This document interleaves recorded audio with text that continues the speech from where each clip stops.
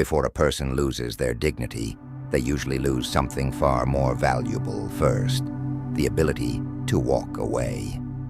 That loss rarely happens in a single moment. It happens slowly.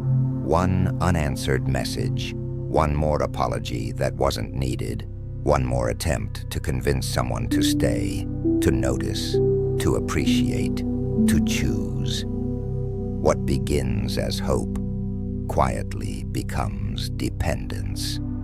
And without realizing it, a human being who once stood with confidence starts negotiating for the smallest scraps of attention. The tragedy isn't rejection. The tragedy is what people become while trying to avoid it.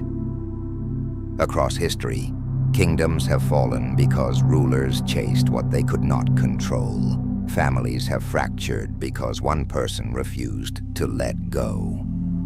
Brilliant minds have destroyed themselves, chasing approval from people who had already made their decision. The pattern never changes, only the faces do. There's a strange law hidden beneath human behavior. The harder something is pursued, the more it slips away. Not because the world is cruel, but because desperation has a language of its own. It speaks through restless actions, impatient words, and silent fears. Everyone can feel it, even when nothing is said. That is why the person who keeps chasing often believes they are showing love, while everyone else sees something completely different. Need. The ancient Romans understood this better than many people living today. At the center of an empire so powerful that it stretched across continents, sat a man who could command armies with a single sentence. His name was Marcus Aurelius. He possessed authority that few human beings have ever experienced. Wealth, influence, respect. Yet his private writings reveal an unexpected battle. He wasn't struggling against enemies alone. He was struggling against his own desire to control outcomes that belonged to fate.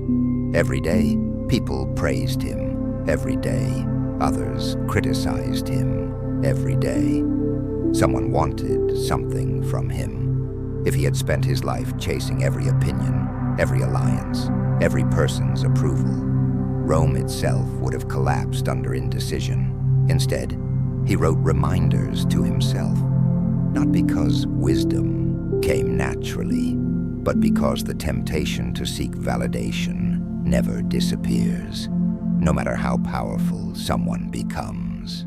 His greatest victory wasn't over foreign armies. It was over the impulse to surrender his peace to other people's choices. That battle still exists today. Only now it doesn't happen inside marble palaces. It happens on glowing screens. Someone posts a photo, then checks who viewed it. A message is sent. The phone is unlocked every few minutes.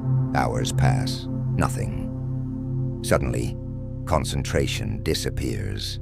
Confidence fades. Entire moods begin depending on whether another person decides to respond. Technology changed the speed of this cycle. Human psychology never changed at all. The brain treats uncertainty like an unfinished story. It keeps searching for an ending. Neuroscientists describe this as the mind's tendency to fixate on unresolved outcomes. When answers remain uncertain, attention refuses to let go. That is why silence feels louder than rejection. Rejection ends the story. Silence keeps it alive. Many people don't chase because they love someone deeply. They chase because uncertainty has trapped their mind inside a question that refuses to disappear. What did I do wrong? Why are they changing? What if I try one more time? Each question becomes another invisible chain. Eventually, the relationship is no longer with the other person. It's with the uncertainty itself. Centuries before psychologists studied attachment, another Stoic had already recognized this hidden prison. His name was Epictetus. Unlike Marcus Aurelius, he wasn't born into privilege. He began life as a slave. Everything external could be taken from him. His body belonged to someone else. His future belonged to someone else. His comfort belonged to someone else. If anyone had a reason to cling desperately to circumstances, it was him. Yet he reached a conclusion that overturned the way people think about freedom. No one can imprison a mind that refuses to surrender ownership of its judgments. This idea sounds simple until life tests it. A promotion goes to someone else. A relationship ends without explanation. Friends slowly disappear. Business fails. The immediate instinct is to chase the thing that was lost. But Epictetus asked a different question. Was it ever yours to control? That question is uncomfortable because it removes every excuse. You cannot force affection. You cannot negotiate respect. You cannot manufacture loyalty. You cannot argue someone into valuing your presence.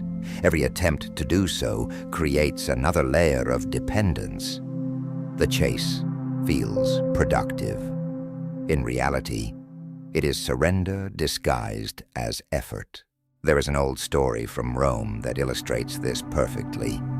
A wealthy senator became obsessed with earning the admiration of another influential family. Every banquet he hosted became larger. Every gift became more extravagant. Every conversation became another attempt to prove his worth. Years passed. His fortune shrank. His dignity disappeared long before his wealth did. The family he pursued accepted every invitation. They accepted every favor. But respect never arrived, because respect cannot be purchased through pursuit. It grows naturally around those who can remain complete without demanding recognition. Human beings possess an instinct that often works against them. Scarcity creates value. Availability reduces it. This doesn't mean playing games or pretending not to care. It means understanding a deeper truth. Anything that abandons itself to gain, acceptance quietly teaches others that it can be taken for granted. This principle appears everywhere. Water flowing calmly shapes mountains over centuries. A storm arrives with tremendous force, then disappears within hours. One is consistent, the other is desperate. Which leaves the greater mark? Life answers that question every single day. There is another reason chasing becomes so destructive.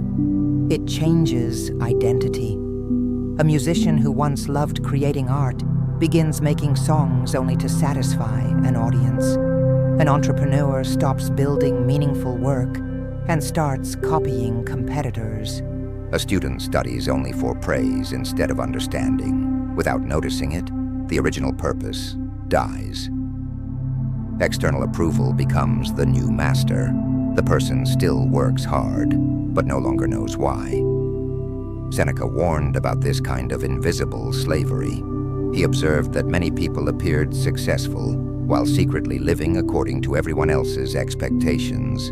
They wore impressive titles, owned magnificent homes, received endless applause. Yet none of it belonged to them internally. Their happiness depended entirely upon forces outside themselves. The prison had no walls, only opinions.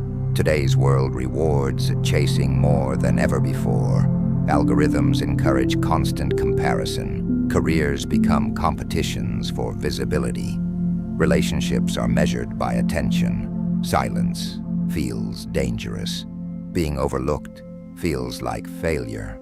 Yet beneath all this noise lies an uncomfortable contradiction. The individuals who leave the deepest impression rarely spend their lives demanding to be noticed. They become so committed to their character, their craft, and their purpose that attention eventually finds them. Not always, not immediately, but often enough to expose a powerful truth. Value attracts, need repels, and there is a profound difference between the two. The difficult part is that the mind resists this lesson. It whispers that one more message might fix everything, one more explanation, one more sacrifice, one more chance. That whisper has convinced countless people to trade years of peace for moments of temporary hope. But there comes a point in every life when a different question must finally be asked. What if the very act of chasing is the reason peace never arrives? Because sometimes the door remains closed, not to punish you, but to stop you from abandoning yourself outside it.